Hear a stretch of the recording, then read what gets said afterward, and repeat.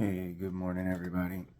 It is Wednesday morning. It is about 39 degrees up here, and gonna be high 55 with a chance of rain later. And we've been in a study of Second Peter, and let's just pick up in verse 17. These are waterless springs. Now, these he's talking about. These are the false teachers. These are waterless springs in mist, driven by a storm. For them, the gloom of utter darkness has been reserved. So, for them, the gloom of utter darkness has been reserved. We go over to Jude, and in Jude, there's a little bit more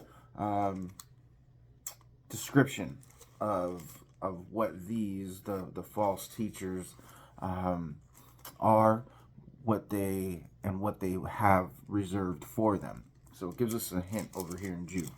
So in Jude, let's pick up in Jude verse 12.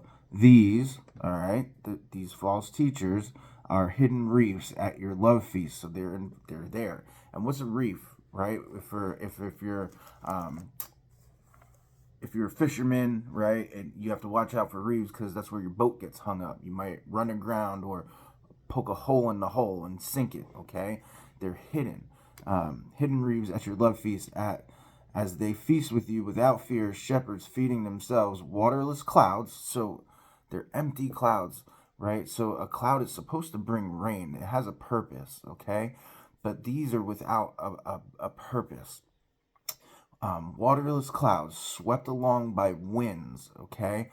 So they have no direction. They have no purpose. So they're just swept along, okay? They have no... I keep wanting to say purpose, but they have no drive, right? They're being driven. They're not driven, okay? Waterless clouds swept along by winds, fruitless trees in late autumn. They don't bloom. They serve no purpose.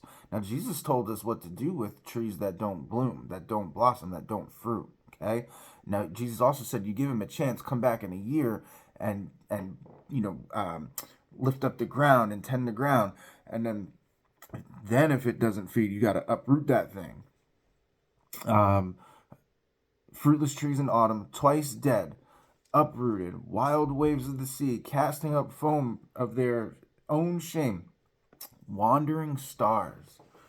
Now, if you look up into the skies, right, and you stare at one place long enough, you will see a shooting star. They fall, okay? But that's a star that's dying, right? This is different. Wandering star. Stars don't wander. Stars are fixed, okay? They're meant, and stars do have a purpose, and it tells us what that purpose is for right in Genesis, okay? But stars, they help us navigate. There's a reason why stars are fixed, and it's for us to be able to know where we are. But these stars are wandering. They keep us from knowing where we are. They keep us from being able to navigate. Okay, from whom the gloom of utter darkness has been reserved forever. Now, he up at the top here, back in verse 11. Listen to this. So here's the what's reserved for these that do this. Okay, woe to them. Now this is the false teachers. For they walked in the way of Cain and abandoned themselves for the sake of gain to Balaam's error, and perished in Korah's rebellion. Now, Balaam's error, right? We talked about this in 2 Peter a little bit last time. Okay, he was bought by Balak, the king, to prophesy against the people. Okay, the people that were coming against him, and he paid him to prophesy a certain kind of way, even though the Lord told him the right way to prophesy. Okay, now here's that's what they did, and what their outcome is. He says is the same, likened to Korah. Now Korah's rebellion, in Numbers 16, what happened to them is the ground opened up and it sucked them in. Okay, they were pulled in to the ground. That was the outcome. All right, that was the outcome. So that's what the outcome is for these false teachers here. The utter darkness that has been reserved, it's down south, y'all. It's down south. It's in hell. Okay, and that is what's reserved for them. And it says, now back to 2 Peter, verse 18 now. For speaking loud boasts of folly, they entice by sensual passions of the flesh those who are barely escaping from those who live in error. So those who live in error, Ephesians chapter 2. Let me flip over there. I'm going to pause it because I don't want to waste any more seconds here. Ephesians 2, verse 2, chapter 2, verse 2, wherein in time past ye walked according to the course of this world, sensual things, the world, lust of the flesh, lust of the eyes, pride of life, according to the course of this world, according to the prince of the power of the air, Satan, the spirit that now worketh in the children of what? Disobedience, among whom we all had our conversation in time past in the lust of the flesh, fulfilling the desires of the flesh and of the mind, and were by nature the children of wrath, even as others. We were by nature the children of wrath. So, this, right, who those are barely escaping those who lived in error. The children of wrath are those who live there. These are they get those who are barely escaping. So who is that, right? Who is barely escaping?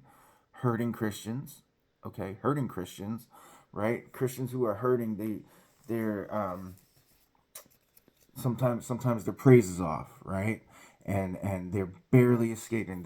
They look to things of the flesh. They look to the ways of the pagan because they seem to be successful. All right, they're weak, right? Weak or tired or not in the word. They're could be new. Okay, new, right? They're still being learned to be discipled. They're not. They don't know how to walk in the way completely. Lukewarm Christians, those who are fading or are they're like I said, the praise is off. Okay, the lukewarm Christians, those are the ones that these false teachers get because they bring them to sensuality when we feel a certain way, right? When our ears are tickled, when there's a good motivational connotation behind the word, right? It's they give up the word for what is eloquent, right? They feed on the sensuality, on the feelings of what's inside, right? And that's what shifts them away. They're guided away. They're like wandering. They're far from the Lord. They're barely hanging on. They promise them freedom, but they themselves are slaves of corruption. For whatever overcomes a person, to that he is enslaved. Whatever overcomes a person, to that he's enslaved. Now, there's a lot there to unpack, and I'm going to run out of time before we do that. But think about that. Chew on that. For whatever overcomes a person, to that he is enslaved. Right? For Balaam, it was money. For the Christian who lacks discipleship, it's direction. For a hurting Christian, it is where do they go for their salvation? Where do they go for their comfort? Right? For the weak Christian, it is where do they find their strength? Right? To whatever a person, whatever overcomes a person, to that he is enslaved. What are we overcome by? What do we seek? Where is our hearts, right? Are we easily swayed by sensuality, things that sound good, feel good, tickle our ears, well up emotion and give us what we think we want, right? That's what these wandering stars do. But guess what? Their punishment, it's reserved, meaning it's definite, it's predestined, okay? And it is eternal. It is eternal punishment.